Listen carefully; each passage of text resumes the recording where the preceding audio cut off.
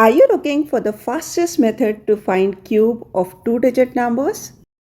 Try digit-wise cube method and get it in less than 5 seconds. It works on an algebra property you all know. A plus b whole cube, a cube plus 3a square b plus 3ab square plus b cube. For 32 cube, a is 3 and b 2. First make 3 partitions and start writing 3 cube, 3 into 3 square into 2, 3 into 3 into 2 square and 2 cube. This will become 27, 54, 36, 8. Now start collecting digits from the right. 8. Out of 36, bring only 6 down and carry 3 to the left.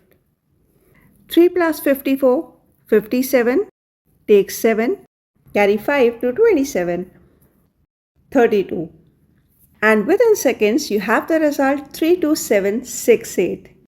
Amazing, right? 51 also wants to experience this. Again, make partitions.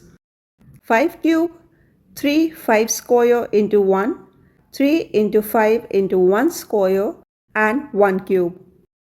1 to 5, 75, 15, 1. Start taking digits.